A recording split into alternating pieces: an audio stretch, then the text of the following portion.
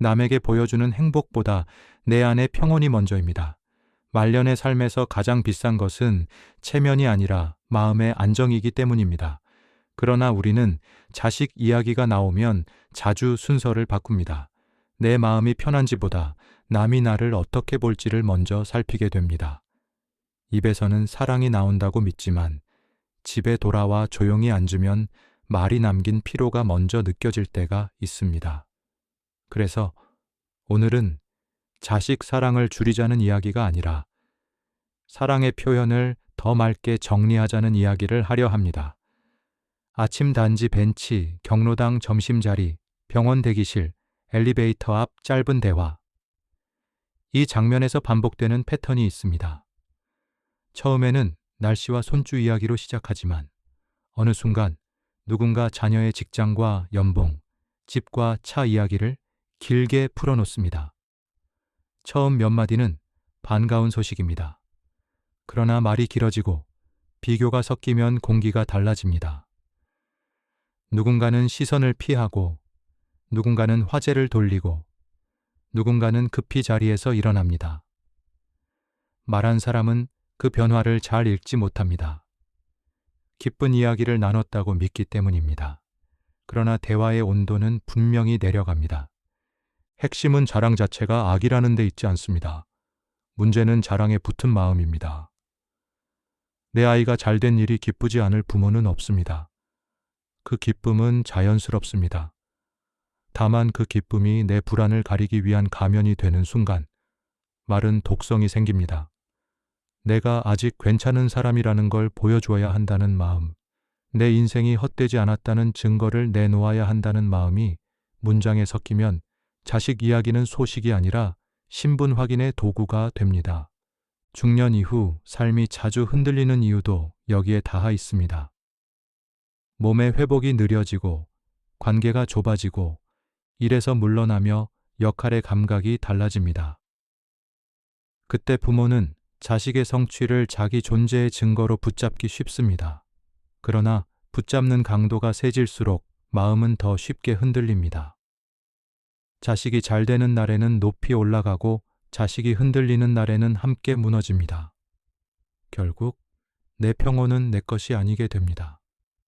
관계에 생기는 금도 작지만 깊습니다. 명절 식탁에서 한 자식 이야기만 길어지면 다른 자식은 말수가 줄어듭니다. 며느리와 사위는 환대보다 평가를 받는 느낌을 받습니다. 손주는 어른들의 대화를 들으며 사랑은 성취와 붙어 있는 것이라고 배웁니다. 모임 자리에서도 비슷합니다. 말은 오가는데 마음은 다칩니다. 그래서 입조심은 참고 버티는 기술이 아니라 후회를 줄이는 생활 기술입니다. 입조심을 오해하지 않았으면 좋겠습니다. 입을 닫고 살라는 뜻이 아닙니다. 내 마음의 방향을 확인한 뒤 말하라는 뜻입니다. 지금 내가 말하려는 이유가 기쁨인지 불안인지 외로움인지 과시인지 확인하는 3초의 멈춤이면 충분합니다. 그 짧은 확인만으로도 문장은 바뀝니다. 단정은 질문으로, 과시는 감사로, 비교는 경청으로 이동합니다. 이렇게 바뀐 문장은 상대를 덜 긴장시키고 말한 사람의 마음도 덜 소모시킵니다. 자식 자랑이 왜 쉽게 길어지는지를 이해해야 실천이 오래갑니다. 우리 세대는 자녀의 성취를 가족 전체의 생존과 연결해 배웠습니다. 좋은 학교, 안정된 직장, 결혼, 내 집 마련 같은 단어 뒤에는 내가 버틴 세월과 희생의 기록이 함께 붙어 있습니다.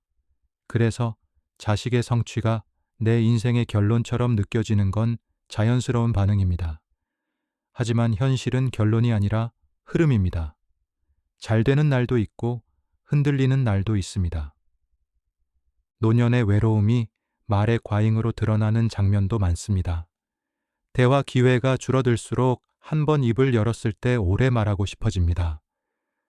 누군가 내 이야기를 듣고 있다는 사실만으로도 마음이 들뜨기 때문입니다. 그래서 자식 이야기가 관계의 접착제처럼 쓰입니다. 이 습관을 비난하면 변화는 멈춥니다. 대신 외로움을 외로움으로 인정해야 합니다. 나는 요즘 사람이 그립다. 나는 내 이야기를 들어줄 귀가 필요하다는 고백이 가능해지면 말은 방어에서 소통으로 옮겨갑니다. 체력 관리도 말 습관과 연결됩니다. 피곤하면 공감 능력이 떨어지고 비교 반응이 빨라집니다. 물 섭취, 규칙적인 식사, 짧은 산책, 충분한 수면은 입조심과 직접 이어집니다. 마음을 지키는 일은 몸을 돌보는 일과 분리되지 않습니다. 몸이 안정되면 말의 톤이 안정되고, 말이 안정되면 관계가 안정됩니다. 자식 자랑이 많다고 해서 그 사람이 나쁜 사람이라는 뜻이 아닙니다.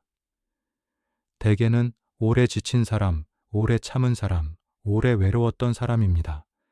그래서 변화의 출발점은 자기 비난이 아니라 자기 이해여야 합니다. 나를 이해하면 말을 조정할 힘이 생깁니다. 평온은 타고나는 성격이 아니라 훈련되는 태도입니다. 이제 첫 번째 문제를 짚어보겠습니다. 관계는 공기로 이루어집니다. 말은 그 공기를 맑게도 하고 탁하게도 합니다. 탁해지는 출발점은 대단한 사건이 아닙니다. 우리 아이는 그래도 잘했지, 우리 집은 다 해결됐어 같은 짧은 문장입니다. 말하는 사람은 사실 전달이라 여기지만 듣는 사람은 비교 신호로 받습니다. 경로당 점심자리에서 한 분이 조심스럽게 말합니다. 아들이 실직해서 집 분위기가 무겁다고. 그때 다른 사람이 우리 딸은 이번에 연봉이 올랐다고 길게 이야기하면 자리는 위로의 공간에서 성과 발표의 공간으로 바뀝니다. 실직을 이야기한 사람은 더 이상 말을 잇지 못합니다. 집에 돌아가서도 그 장면이 오래 남습니다. 말 한마디가 타인의 자존감에 닿은 것입니다. 가족 안에서는 더 예민합니다. 명절과 생일 자리에서 한 자식 이야기만 반복되면 보이지 않는 서열이 생깁니다. 큰아들 성취가 강조되면 둘째는 존재감이 줄어든 느낌을 받습니다. 손주 앞에서 반복되는 자랑은 사랑이 조건과 연결된다는 메시지를 남길 위험이 큽니다.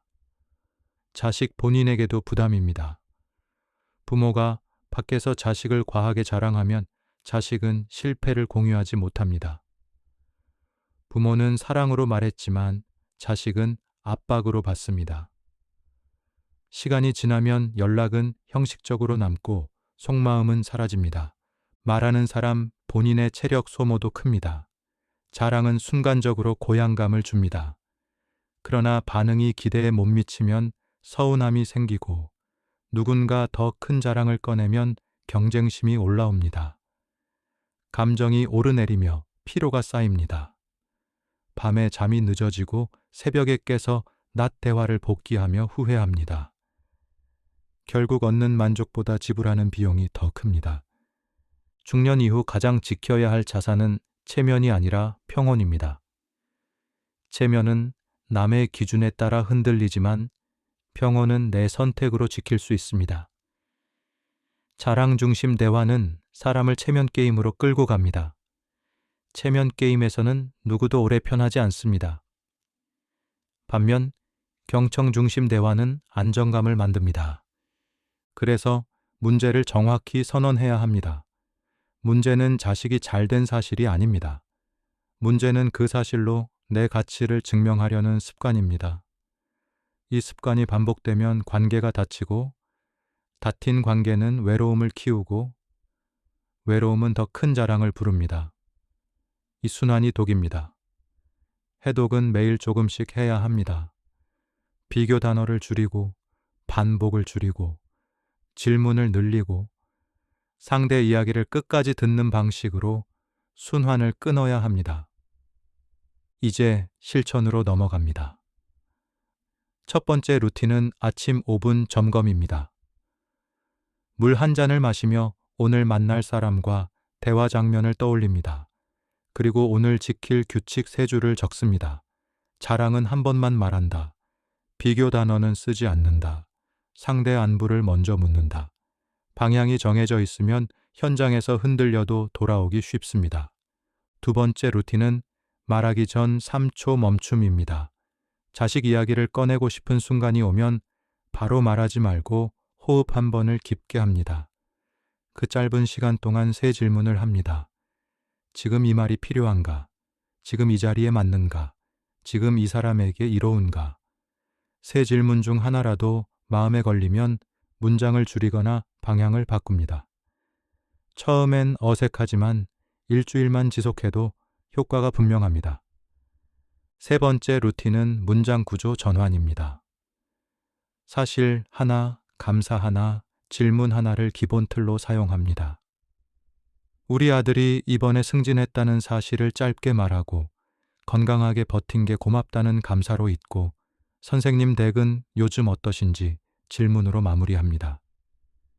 이 틀은 단순해서 기억하기 쉽고 어느 자리에서나 적용됩니다. 네 번째 루틴은 반복 차단입니다. 같은 자랑을 같은 사람에게 2번 이상 하지 않는 개인 규칙을 만듭니다. 단톡방에서는 10분 보류 규칙을 권합니다. 글이나 사진을 올리기 전에 10분만 기다리고 다시 읽어보십시오. 정보 공유인지 칭찬을 강요하는 문장인지 구분이 됩니다. 다섯 번째 루틴은 물 한 모금 전환입니다.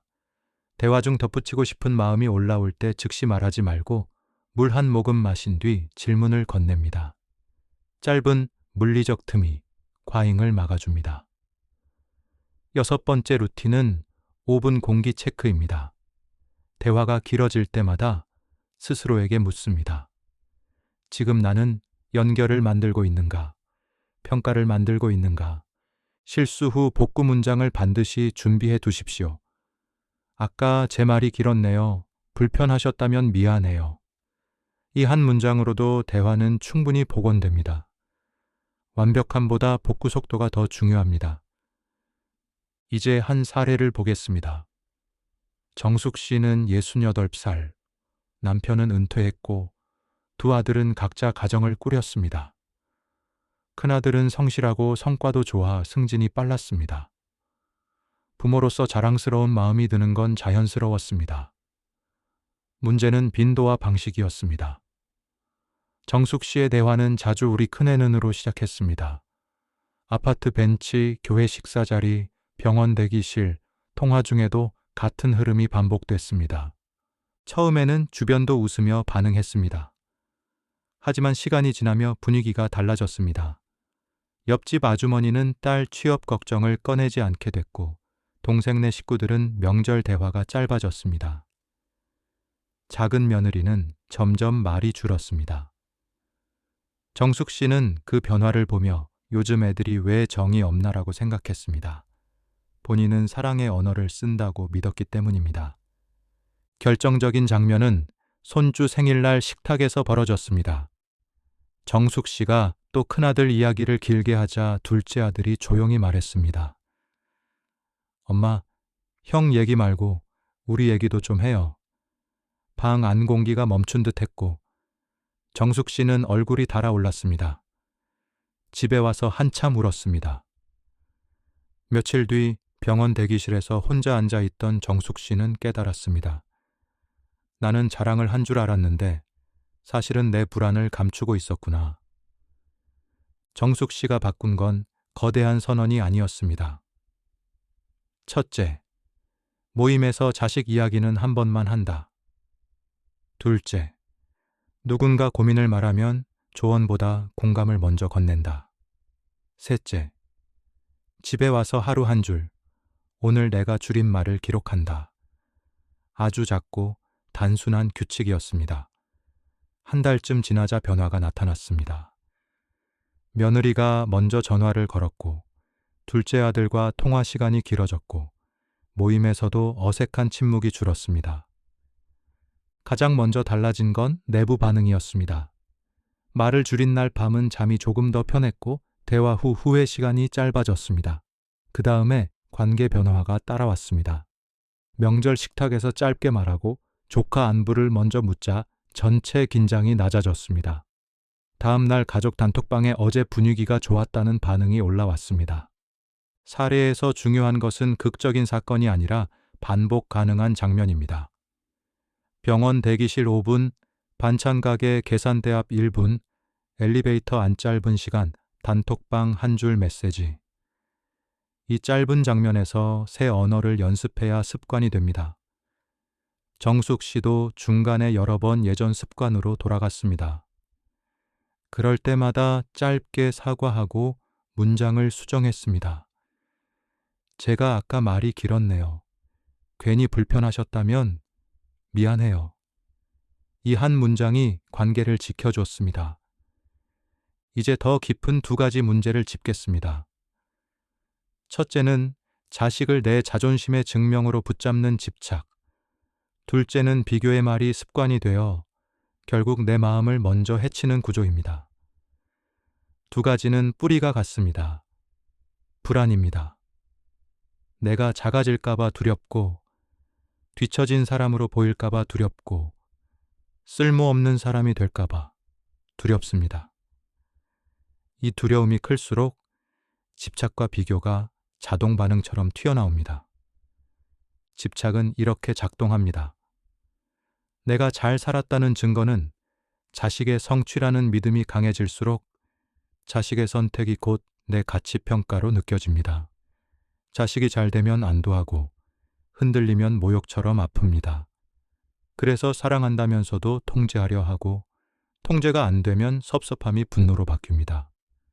부모는 보호라고 말하지만 자식은 압박으로 듣습니다. 비교의 말은 더 은밀하게 마음을 소모시킵니다. 누구네 아들은 우리 애는 그래도 같은 문장을 자주 쓰면 타인을 찌르는 동시에 내 내면도 거칠어집니다. 비교를 자주 말하면 비교가 내 기본 태도가 됩니다. 그러면 평온은 점점 멀어집니다. 기쁜 소식을 들어도 축하보다 순위 계산이 먼저 떠오르고 대화가 끝난 뒤에도 마음이 계속 전투 상태를 유지합니다. 이 자동 반응을 끊으려면 위험 신호를 먼저 알아야 합니다. 누가 자녀 성취를 말할 때 가슴이 답답해지는지, 말이 빨라지는지 확인하십시오. 신호를 인식한 즉시 몸부터 조절합니다. 발바닥 감각 느끼기, 어깨 힘 빼기, 숨 길게 내쉬기처럼 단순한 동작이 좋습니다. 몸이 내려오면 말도 내려옵니다. 역할 분리 문장도 큰 힘이 됩니다. 자식의 삶은 자식의 책임, 나의 삶은 나의 책임. 이 문장을 아침과 밤에 한 번씩 읽어보십시오. 반복하면 경계가 선명해집니다. 경계가 선명해지면 집착이 느슨해지고 대화 톤이 부드러워집니다. 또한 자식 외 영역에 자기 정체성을 회복해야 합니다. 취미, 봉사, 운동, 독서 모임처럼 나를 설명하는 문장을 늘려야 합니다. 비교 충동이 강한 나를 위한 비상 루틴도 준비해두면 좋습니다. 첫째, 즉시 반응하지 않고 숨 3번 길게 내쉰다. 둘째, 상대 문장에서 배울 점 하나를 찾는다. 셋째, 내 현실에서 감사할 점 하나를 떠올린다. 비교의 언어는 시야를 좁히고 감사의 언어는 시야를 넓힙니다. 축원 언어를 의도적으로 늘리는 연습도 추천합니다. 누군가 좋은 소식을 말할 때 즉시 비교하지 않고 진심으로 잘 되셨네요. 계속 평안하시길 바랍니다. 같은 문장을 먼저 쓰는 것입니다. 축원 언어는 경쟁 언어를 약화시키고 마음을 넓혀줍니다. 처음에는 어색해도 반복하면 자연스러워집니다. 불교적 성찰을 실행 문장으로 내려놓겠습니다. 정어를 실천하는 가장 쉬운 방법은 말하기 전 4가지 점검입니다. 사실인가? 지금 필요한가? 상대에게 이로운가? 말투가 부드러운가? 4가지 중 2 이상이 애매하면 문장을 줄이는 편이 안전합니다. 정어는 침묵 강요가 아닙니다. 진실이라도 사람을 찌르면 보류하고 맞는 말이라도 때와 자리를 살피라는 훈련입니다. 무상 관점은 집착을 느슨하게 합니다. 오늘의 성취, 건강, 평판이 내일도 그대로일 거라고 장담할 수 없습니다. 변하는 것에 마음 중심을 걸면 늘 흔들립니다. 그래서 수행은 멀리 있지 않습니다. 말하기 전 21번 고르고 내가 빛나는 말보다 서로 편안해지는 말을 고르는 순간이 수행입니다. 감사 훈련은 비교를 약하게 만드는 가장 현실적인 방법입니다. 매일 밤 감사 3가지를 적어보십시오. 오늘 무릎 통증이 조금 덜했다. 배우자가 국을 데워줬다. 자녀가 짧게라도 안부를 보냈다 같은 항목이면 충분합니다. 감사는 결핍 중심 시선을 현재 중심 시선으로 옮깁니다. 현재 감각이 살아나면 과시 욕구가 줄어듭니다. 수행은 실패 없는 상태가 아니라 복귀가 빠른 상태입니다. 실수한 날에는 자기 비난으로 길게 머물지 말고 한 줄 반성 후 한 줄 보완으로 마무리하십시오. 오늘은 말이 과했다. 내일은 질문을 먼저 하겠다. 이 단순한 구조가 수행을 지속 가능하게 만듭니다. 결론을 생활에 붙이면 과제는 2가지입니다. 오늘 바로 실행할 1가지와 오래 유지할 점검 구조 1가지. 다음 만남에서 자식 이야기는 30초 이내로 말하고 반드시 상대 안부를 한 문장 먼저 묻겠다고 정하십시오. 혹은 오늘 밤 단톡방에는 성과 자랑 대신 건강 안부 한 줄을 남기겠다고 정하십시오. 작고 명확한 행동은 성공 확률이 높고 후회 비용이 낮습니다. 유지를 위해서는 주간 점검이 필요합니다. 주 1번 같은 시간에 10분만 확보해 이번 주 대화를 돌아보십시오. 비교 단어를 몇 번 썼는지, 사과가 필요했던 장면은 있었는지, 잘 멈춘 순간은 무엇이었는지 짧게 기록합니다. 특히 잘한 장면을 반드시 적어야 합니다. 사람은 실패 기록만 보면 지치고 성공 기록을 함께 볼 때 지속할 힘을 얻습니다. 오늘부터 바로 쓸 수 있는 실천을 제안합니다. 종이에 2줄을 적으십시오. 내가 줄일 한마디 하나, 내가 지킬 한마디 하나. 예를 들면 줄일 말은 우리 애는 남다르다. 지킬 말은 각자 사정이 있으니 다들 애쓰며 산다. 이 2줄을 지갑이나 식탁, 휴대전화 메모에 넣어두십시오. 대화 전에 한번 보면 말의 방향이 달라집니다. 말 습관을 바꾸는 과정에서 꼭 기억할 점이 있습니다. 이 변화의 목적은 조용해 보이기 위해서가 아닙니다. 평온해지기 위해서입니다. 평가받기 위해서가 아니라 연결되기 위해서입니다. 체면을 지키기 위해서가 아니라 관계를 지키기 위해서입니다. 목적이 분명하면 흔들릴 때 돌아오기 쉽습니다. 마지막으로 다시 첫 문장으로 돌아가겠습니다. 남에게 보여주는 행복보다 내 안의 평온이 먼저입니다. 이 순서가 지켜지면 자식 자랑은 독이 되지 않습니다. 오히려 감사가 되고 축원이 되고 관계를 잇는 다리가 됩니다.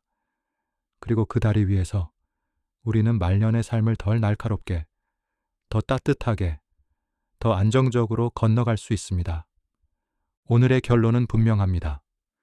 한 문장을 고치는 일은 사소해 보여도 삶의 방향을 바꿉니다. 그 한 문장이 관계를 살리고, 관계가 내 마음을 살리고, 살아난 마음이 다시 좋은 문장을 낳습니다. 이 선순환을 지키는 것이 말년의 지혜입니다.